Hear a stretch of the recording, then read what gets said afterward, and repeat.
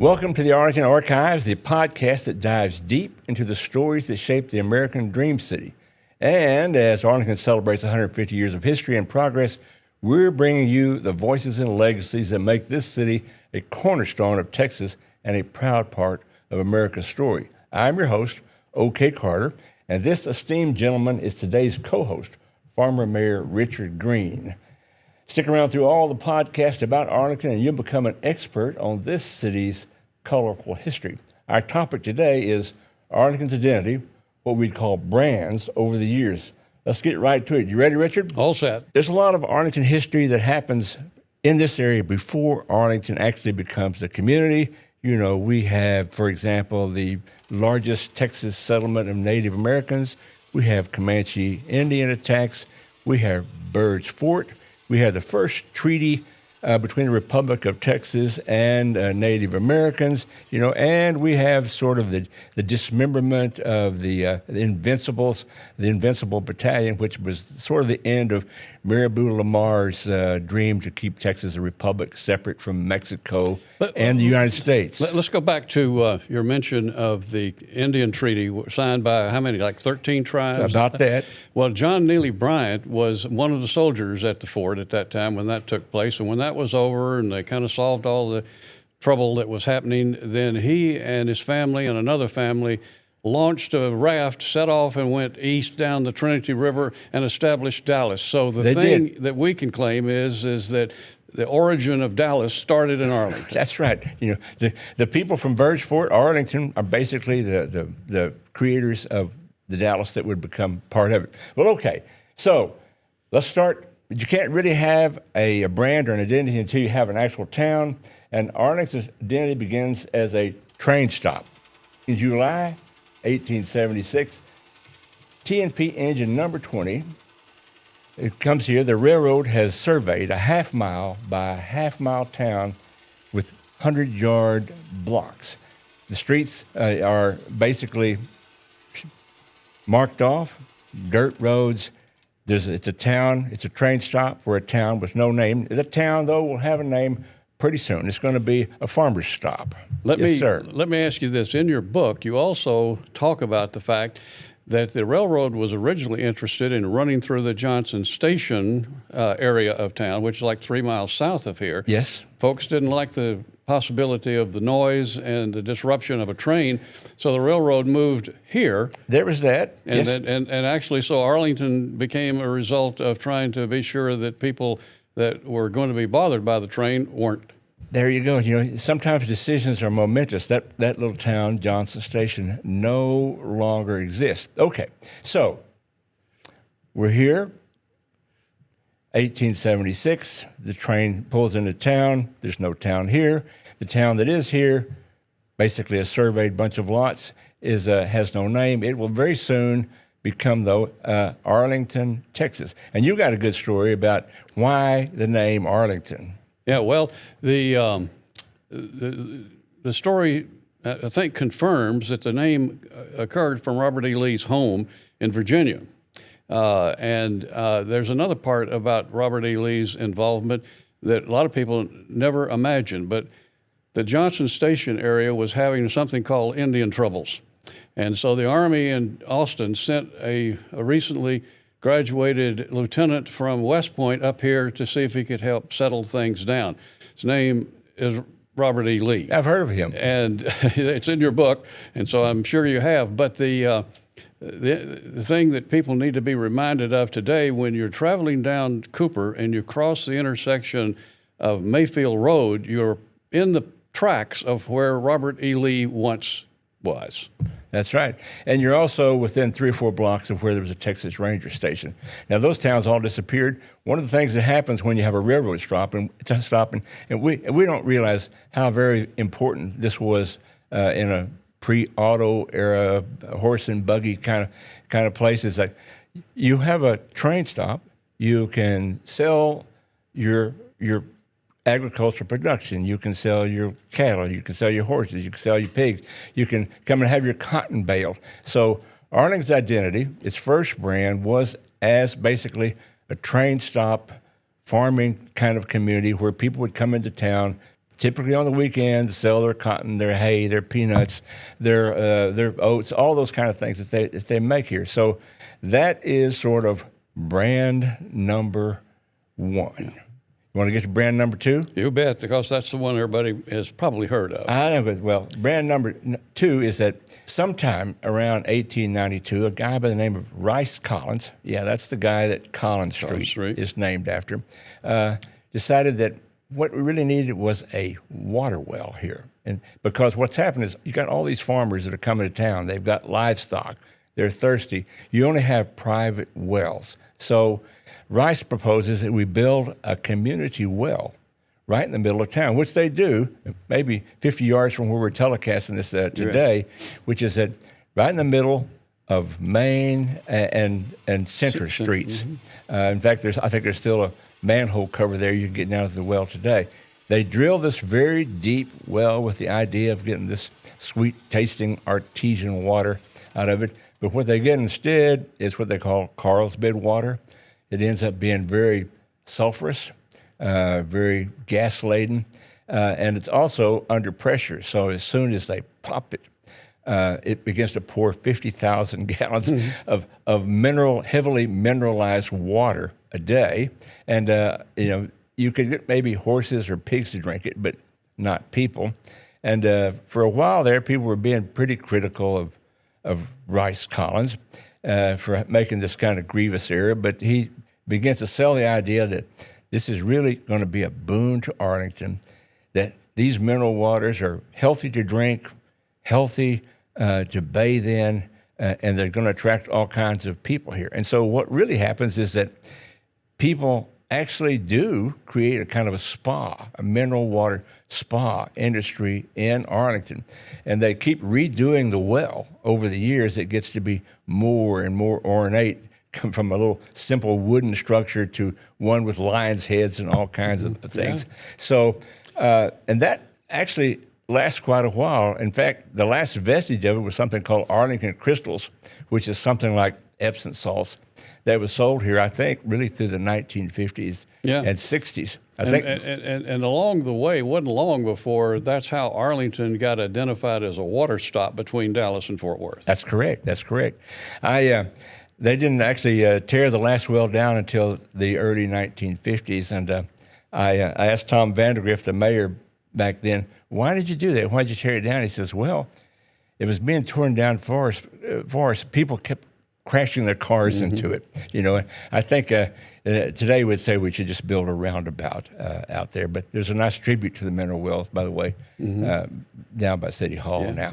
Well, I think that probably also Tom would maybe also admit that one of his motivations for getting rid of the well was that he didn't want Arlington to any longer be known as a water stop between Dallas and Fort Worth. He had a vision for more than that. I guess so. Yeah. I think we could have been both, but I don't know how many people were thinking about Arlington as a water stop. But far be it from me to question the wisdom of Tom Vandergrift, because he's one pretty smart guy.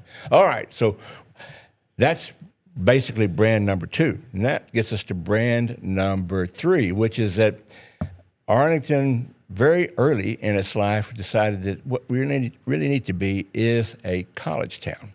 So several of local town people began to sort of circulate this idea, and it caught fire. Really, people were interested in it. They began to collect money for it. Merchants decided that they would chip in stuff. Builders did their services for cost. And way back, I believe in 1894, they created what they then called Arlington College, although it was kind of half a finishing school, half just kind of a public school, because the public school system doesn't really come into being until 1902. So this college has all kinds of initial difficulties.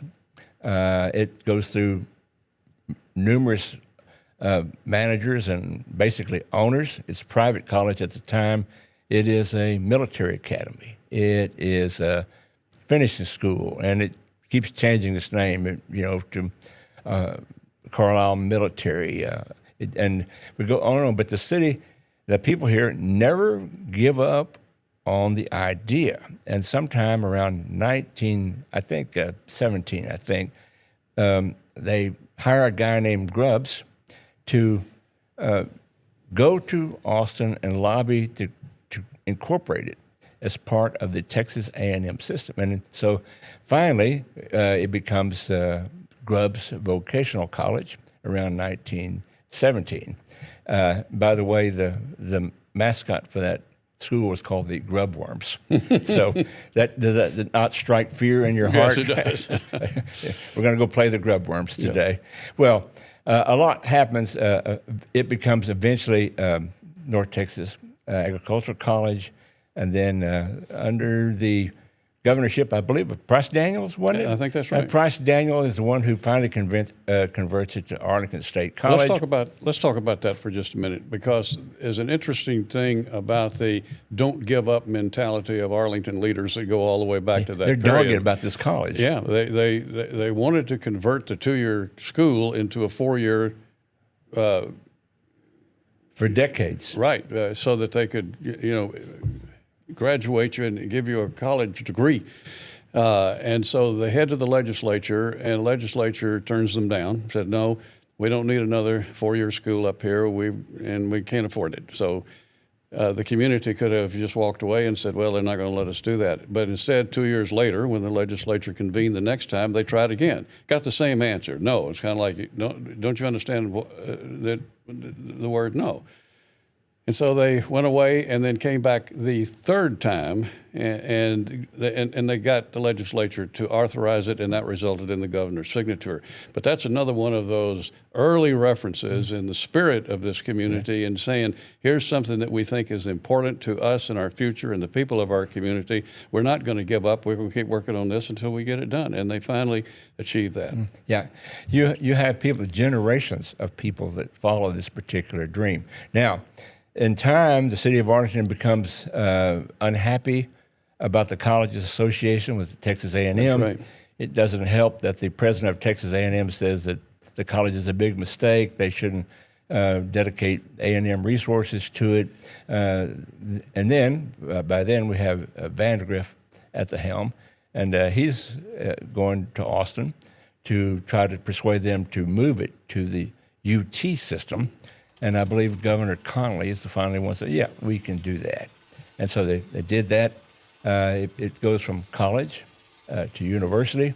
Today has 43,000 students, I think, on campus, not to mention online things, not to mention continuing ed. And I think that they also have reached the point of being able to say that there are more students housed on college property here than is in the mothership in Austin. I believe it is. It's actually technically a bigger place. So Arlington has always been, and it looks like it's always going to be, a college town. It's really part of its identity. It's been around so long we sort of take it for granted, but trust me. And the economic impact is larger than any other activity in this city. Absolutely, sir. And they are one of the, I believe, one of the top 3 or 4 employers as well. Yeah. Okay, so that's the brand. There we go.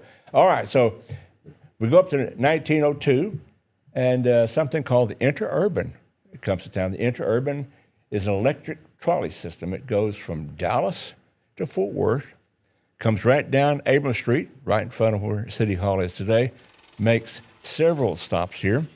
It'll run for more than 30 years. Now, the Interurban itself is really not part of the city's brands and identities, but what it does is that instead of a 4-hour horse and buggy ride to Dallas or Fort Worth and 4 hours back, which basically means an overnight stay, it means that you can be in Dallas or you can be in Fort Worth in 40, 50 minutes at the blazing speed of 50, 60 miles an hour. It's a whole new thing. So it makes Arlington sort of create a new identity, which becomes the home of the traveling salesman, because nothing is more ideal if you have a sales job in the Dallas-Fort Worth area than a job placed right there in the middle. In 30 minutes, you're there, and then once you're there, those other cities, Fort Worth and Dallas, they have other interurbans that connect all over, not to mention train systems. So the interurban, that's one of the things that helped create Arlington's idea, and really also sort of first sort of close to the concept that you can commute to a place like Arlington from a larger city like Fort Worth or Dallas. One of the other things that is interesting, and you can see some elements of it even today as you drive down Abrams Street, some of the largest and nicest homes built in Arlington during that era were built facing the track. Yes. Because that was the attraction, is that you could walk out on your porch and you could watch the Interurban go by. Yeah, and the Interurban also becomes part of other brands that are going to happen about Arlington. I guess one of them would be, gambling.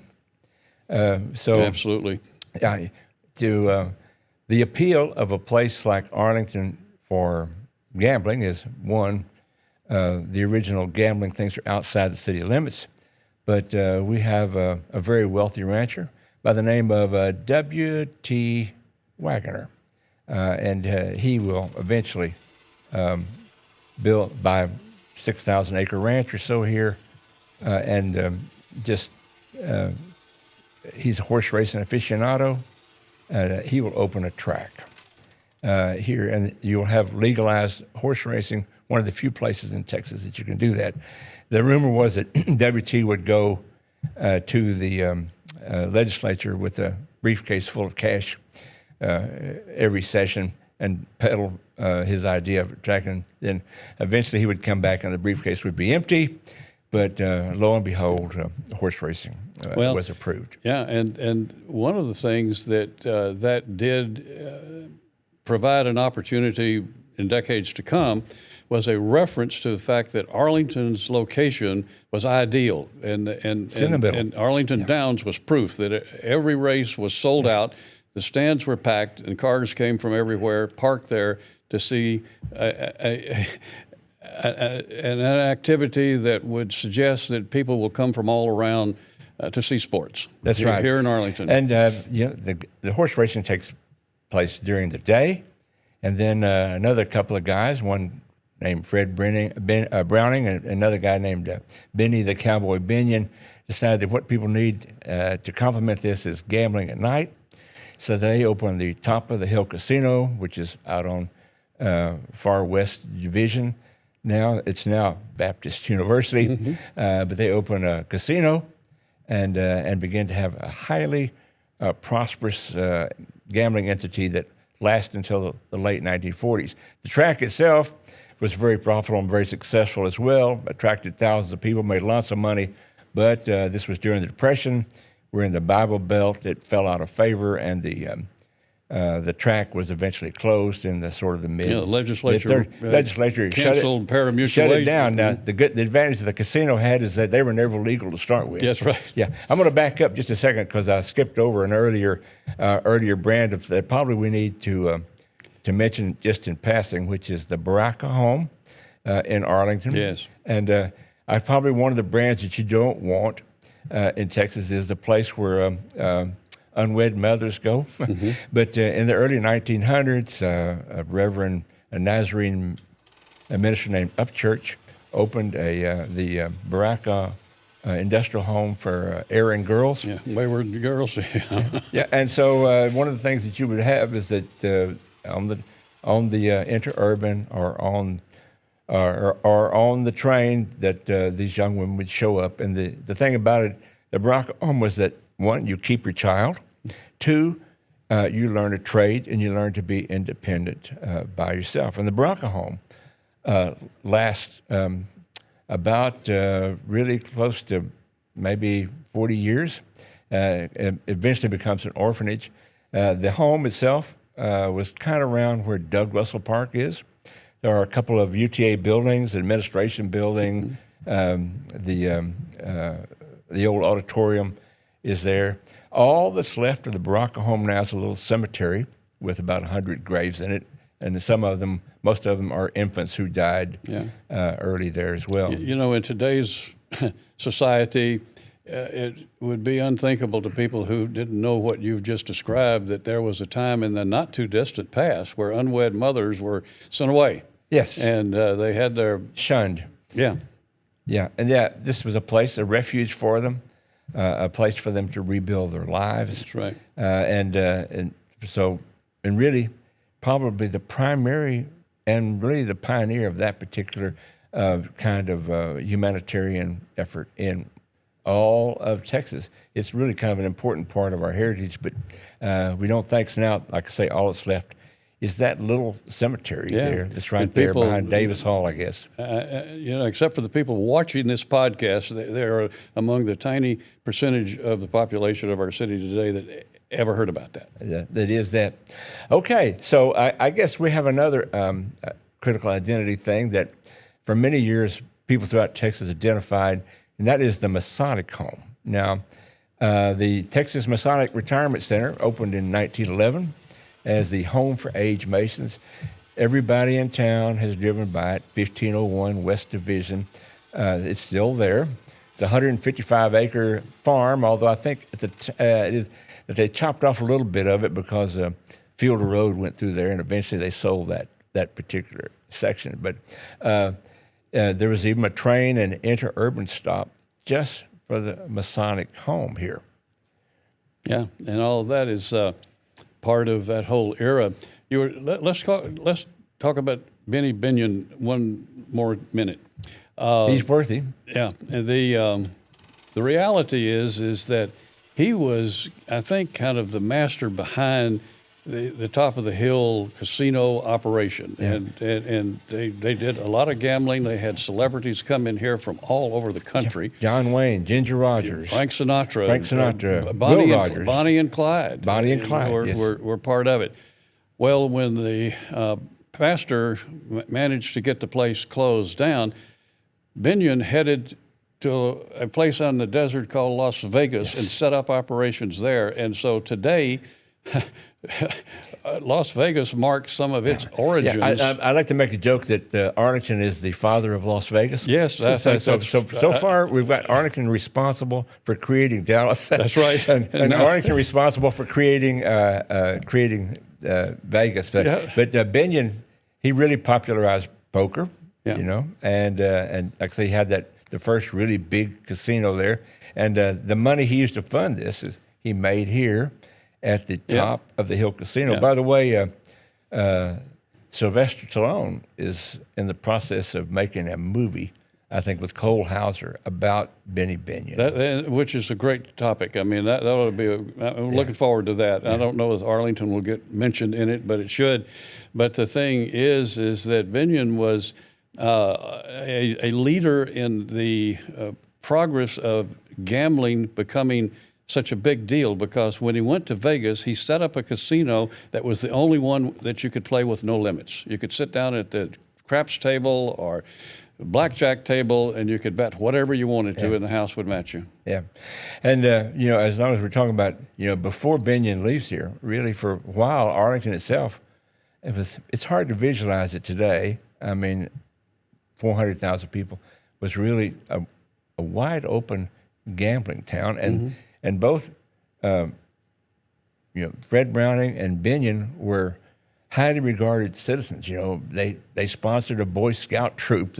They of course they donated to everything in town, so they were very popular here. So, and that's a part of our life that we go. And I talked to somebody the other day that said, "Top of the Hill, I never heard about it." And I said, "How long have you lived here?" I said, "All my life."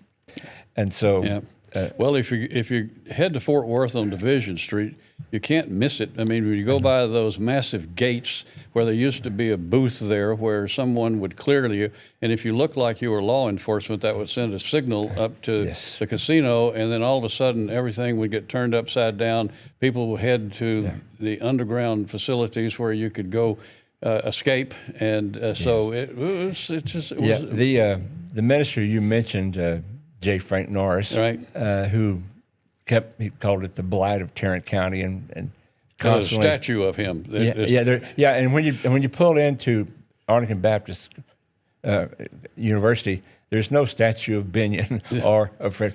You come up and there's a statue of J. Frank Norris. Holding a Bible, and the old casino is now the cafeteria, but you can still see the tunnels and so forth there. Right. And in fact, you can do a tour. The place is open for you to discover. Yeah.